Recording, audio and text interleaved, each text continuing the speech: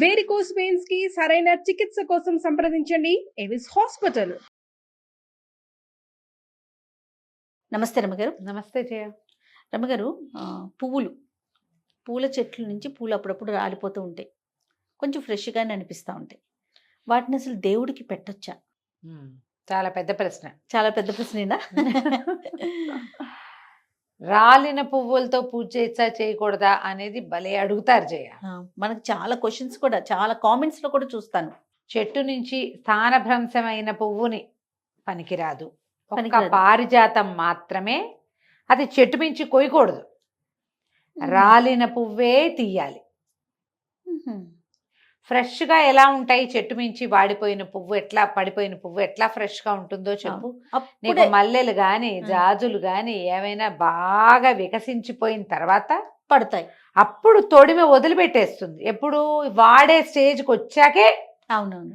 ఆ తెలుపు మీద, ఆ గుండుతనం మీద చెట్టు ఒకవేళ మంచి బలంగా ఉందనుకో, కింద పడిన పువ్వు బాగున్నట్టే కనపడుతుంది, కానీ బాగున్నట్టు కాదా? కాదు. మీరు అన్ని పువ్వులు చెట్టు మీద ఉండగానే కోసుకోవాలి. కింద రాలిందంటే తొడి వదిలిపెట్టేసిన పువ్వు, అది పనికిరాదు. అట్లా పనికొచ్చేది పారిజాతాలు మాత్రమే. పారిజాతము చెట్టు మించి కొయ్యకూడదు. అంటే చిట్టి పువ్వు, అది ఎంత ఉంటుంది, బుజ్జిబుజ్జి పువ్వులు కదా, ఆ దానంతట అది కిందకు వస్తుంది. ఏరిన పువ్వు అదొక్కటి పనికొస్తుంది. ఇందులో మళ్ళీ చెప్తాను. పొగడ పువ్వులు. పొగడ పువ్వు తెలుసా? తెలీదు రమ్మగారు. ఎంతమందికి పొగడ పువ్వులు తెలీదో మీరందరు చెప్పండి అమ్మా. రమ్మగారు, మొన్న మనం సచివానమ్మ టెంపుల్కి వెళ్ళినప్పుడు చూపించారు, ఇట్లా రౌండ్గా బాల్ లాగా ఉంది. అదేమో ఇది మన కదంబ పుష్పం, కదంబం. ఓకే. పొగడ అంటే ఇది చెట్లు బాగా ఒత్తుగా పెద్దవిగా ఉంటాయి. మనం ఎదులాబాద్ రంగనాథ స్వామి దేవాలయానికి వెళ్ళామా, మనం కారు ఫస్ట్ పార్క్ చేసేటప్పుడు అబ్బా పొగడ చెట్టు అన్నాను. అవునవును, అదే పొగడ చెట్టు. ఓకే. చిన్నప్పుడు ఉండేది మా వాకిట్లో. నాకు పొగడ చెట్టు అబ్సెషన్. పొగడ చెట్టు చూస్తే చాలా ఇష్టం. అంటే నాస్టాలజిక్ ఫీలింగ్స్ వస్తాయన్నమాట. ఏ కలర్ లో ఉంటుంది రమ్మగారు పువ్వు? పువ్వు పెద్ద ఖాసుగా ఉండదు, బూడిద రంగు, లేత రంగు పువ్వు ఇంతే ఉంటుంది. పొగడది అతి సన్నటి పరిమళం. అవి రాలుతాయి. రాలిన పువ్వులు గుచ్చి దండలు వేసేవాళ్ళం మేము. ఈ బొమ్మల పెళ్లి చేసుకునే వాళ్ళం కదా చిన్నప్పుడు, అందరు చేస్తారు. ఈ బొమ్మల పెళ్లిళ్ళల్లో ఆ దండలు పొగడ పువ్వు దండలే వేసేవాళ్ళం. తర్వాత గుచ్చి ఏమైనా చిన్న చిన్న హాల్లో ఉన్న ప్రతిమలకి వాటికి వేసేవాళ్ళం. పొగడ దండ గుచ్చి బట్టల మధ్యలో పెట్టుకుంటే చాలా రోజులు వాసన వస్తుంది. సన్నటి పరిమళం. అది పూజ చేసే పువ్వు కాదు, కానీ పొగడి పువ్వు. పున్నాగ పువ్వులు ఒకటి ఇంత పొడు పొడు కాడలు ఉంటాయా, తెలుసుగా పున్నాగ చెట్టు. ఈ పున్నాగ పూలు చెట్ల మీద నుంచి కొయ్యలేము, అవన్నీ ఇట వేళ్లాడుతుంటాయి, వదిలేస్తాయి. ఆ వదిలేసిన తర్వాత వాటిని ఇట్లా జల్లుగా అల్లి అలంకారానికి వాడతారు, పూజకు కాదు. రాలిన పువ్వే ఏరతారు. అది నందివర్ధనాలు, గరుడ వర్ధనాలు, శంఖు పుష్పాలు ఇవన్నీ చెట్ల మీద ఉన్నవే కోసుకోవాలి జయ. అవి రాలితే పనికొస్తాయా అని అడగద్దు అసలు. రాలిన పువ్వు పారిజాతం మాత్రమే మనం ఏరుకోవాలి. అది కోయటానికి వీల్లేదు, కోస్తే పనికిరాదు. మనం ఏం చేస్తాం, చెట్ల మీద రాలుతాయి, ఆ రాలిన దాన్ని ఇట్లా దులుపుకోవచ్చు మనం, ప్లక్ చేయకూడదు. అది దాని నియమం. అది మిగిలిన మల్లెలు, మొల్లలు, జాజులు, సంపెంగలు, నందివర్ధనం, గరుడవర్ధనం ఇవన్నీ కూడా చెట్టు మీద నుంచే కోసుకోవాలి. ఓకే. తర్వాత వేరే వారి ఇంట్లో నుంచి పూలు తీసుకొని మన ఇంట్లో దేవుడికి పూజ చేయొచ్చా? లక్షణంగా చేసుకోవచ్చు. కాకపోతే వాళ్ళు మన తిట్టకూడదు. కామన్గా తిట్టేస్తారు కదా. అంటే వాళ్ళకి చెప్పకుండా కోసుకొస్తే అంత మంచిది కాదమ్మా. ఇప్పుడు పువ్వు ఏదైనా, పూజ ఏదైనా ఒకటే. అది అధమ పూజ అంటారు, లేదా మధ్యమ పూజ, దాన్ని మధ్యమ పూజ అంటారు. వేరే వాళ్ళ దొడ్లోవి మధ్యమ పూజ, వేరే వాళ్ళ దొడ్లోవి మధ్యమ పూజే. కొంత ఫలితం వాళ్ళకు కూడా వెళ్తుంది. వాళ్ళని అడిగి కోసుకోవచ్చుగా మనం. వాళ్ళు వాకిట్లో విరగబూసుంటే మనమే 5-6 బడి వాటిని వేటాడేసి మొత్తం వాళ్ళకి ఒక్క పువ్వు కూడా లేకుండా చేస్తే వాళ్ళు శాపనార్థాలు పెట్టరు మన్ని. వీళ్ళ మొహాలు మండ, తెల్లవారు కోసేస్తున్నారు దొంగ మొహాలు అంటారు. శాపనార్థాలు తగులుతాయి మనకి కదా. అవును. వేరే వాళ్ళ దొడ్లో పనికి రావని అనుకోవద్దు, పనికి వస్తాయి. మనం మాట్లాడుకుని వాటాలు వేసుకుందాం. మనము వాళ్ళు ఇవాళ మీరు కోసుకోండి, రేపు మేము కోసుకుంటాం. మీ వైపు ఉన్నవి మీరు కోసుకోండి, మా వైపు ఉన్నవి మేము కోసుకుంటాం. మాకెన్నో పువ్వులు వద్దండి, 4 పువ్వులు చాలు. ఇలా ముద్దుగా మాట్లాడి తెచ్చుకోండి, వాటితో తప్పేం లేదు. అలా పనికిరాదని అనుకోవడానికి వీల్లేదు. కాదు జయ, మనం ఇదివరకు ఎప్పుడు వినేవాళ్ళమా, ఇదివరకు మాట్లాడాం కూడా. మన తొట్లో పూలతో పూజ చేస్తే అద్భుతమైంది, పక్క వాళ్ళ తొట్లో చేస్తే మధ్యమము, కొనుక్కొస్తే అధమం. కొనుక్కురాక మనకేం తోటలు ఉన్నాయి, మనకి ఇప్పుడు ఎక్కడున్నాయి? ఎవరికి ఉన్నాయి? కొనుక్కురాకుండా ఎలా కుదురుతుంది? ఖచ్చితంగా దేవుడికి పూజ పువ్వు అంటే కొనటమే. కొంటమే. ఎంతమంది దొడ్లలోంచి పెరళ్లలోంచి కోసుకుంటారమ్మా? అవును. ఏం కాలం ఇది! ఒక అపార్ట్మెంట్ లో ఒక 500 గజాల స్థలంలో 15 కుటుంబాలు 10 కుటుంబాలు ఉంటున్నాయి. మరి ఈ 10 కుటుంబాల వాళ్ళకి పువ్వులు కావాలంటే ఎట్లా? మాకు 20 మందార పూలు 15 పూలు పూస్తాయి, మేమిద్దరమే పంచుకుంటాం మా అపార్ట్మెంట్ లో. ఏం చేస్తాం? ఆ మొక్కలు మేమే పెట్టాం కాబట్టి 50-50 ఎవరు వాటాలు రైట్స్ కాకపోయినా ఓనర్స్ తక్కువ ఉన్నారు, పెద్దగా జోరుగా వాళ్ళు ఎవరు రావట్లేదు. మా వైపు ఉన్న పువ్వులు మేము కోసుకుంటున్నాము, అటు పారిజాతాలు కనపడతాయి, అవి కూడా ఏరుకుంటాము. అంతే. ఎవరైనా మాకు కావాలి అని క్లెయిమ్ చేస్తే ఏం చేసేవాళ్ళమో ఏమో చేయటం లేదు, అందుకని కోసుకుంటున్నాం మేమే. ఓకే. ఇలా ఆలోచించండి. వీళ్ళని బట్టి గొడవలకి పోకుండా కొట్లాడుకోకుండా, ఆ పువ్వుల కోసమే చివరికి పోలీస్ స్టేషన్లకి వాటికి వెళ్ళకుండా రోతగా అలాంటి పనులు చెయ్యొద్దు. కొట్లాడుకోక్కర్లేదు, చక్కగా అడిగి కోసుకోవచ్చు కదా, మాట్లాడేసుకుంటే అయిపోను కదా. అంతే.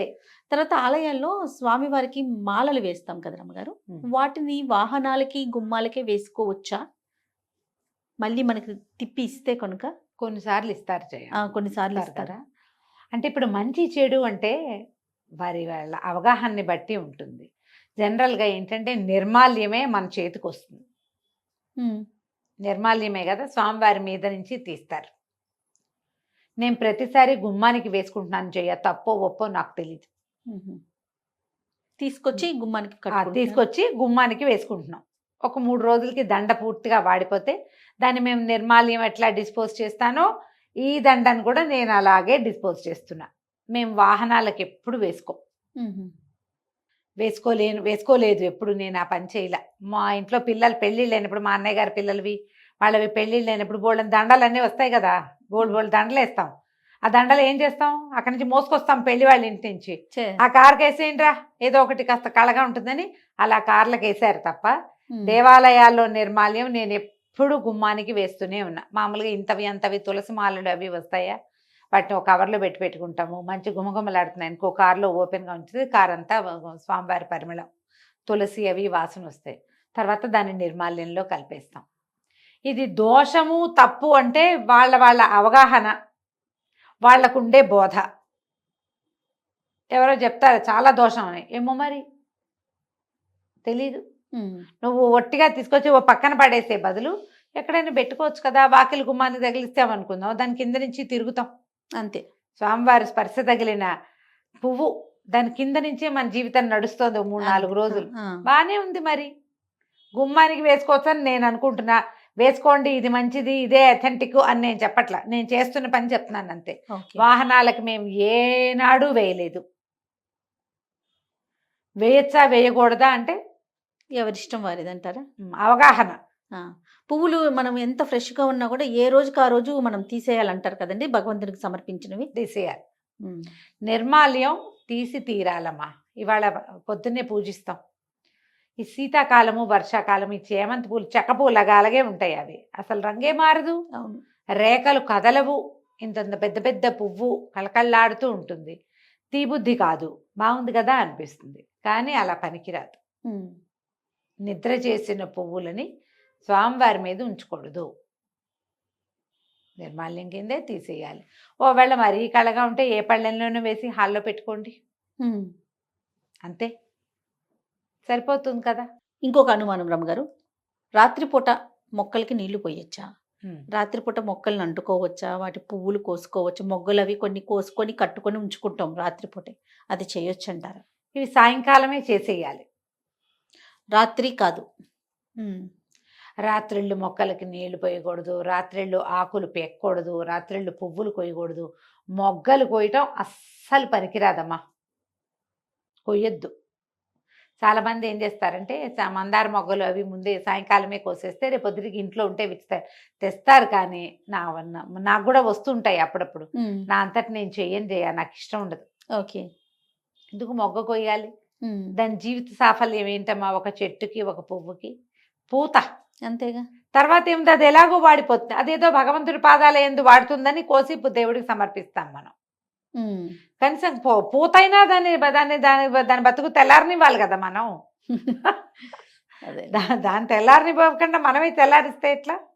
అదంత మంచిది కాదు. ఈ రాత్రిపూట ఏంటంటే జయ, చీకటి పడేసరికి పగలల్లా ఆక్సిజన్ విడిచినటువంటి చెట్లు రాత్రిళ్ళు కార్బన్ డైఆక్సైడ్ విడుస్తాయి.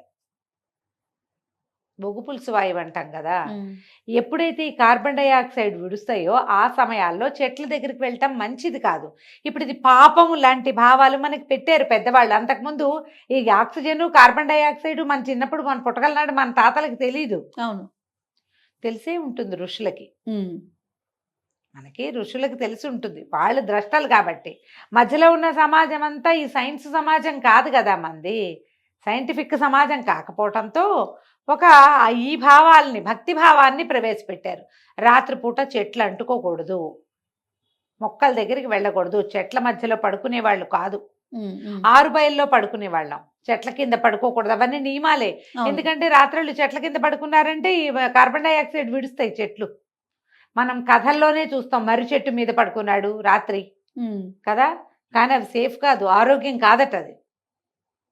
ఓకే, రాత్రిపూట కార్బన్ డైఆక్సైడ్ విడుస్తాయి కాబట్టి రాత్రిళ్ళు పువ్వులు కొయ్యొద్దు, వాటి జోలికి వెళ్ళొద్దు అని చెప్తారు. అది పాపమని, అధర్మమని, చేయకూడని పని ఎక్కించకపోతే మనం వినంగా, అంతేగా. అందుకని మనకు అట్లా చెప్పారు. కానీ నిజానికి దాంట్లో ఉన్న సైంటిఫిక్ రీజన్ ఏంటంటే ఇది, రాత్రిపూట మొక్కలు ముట్టుకోవద్దు. ప్రస్తుతానికి మొక్కలకి సంబంధించిన అనుమానాలన్నీ తీరిని రమ్మగారు. మళ్ళీ కామెంట్స్ ఏమన్నా వస్తే మీ ముందు పెడతాను. నమస్తే. నమస్తే.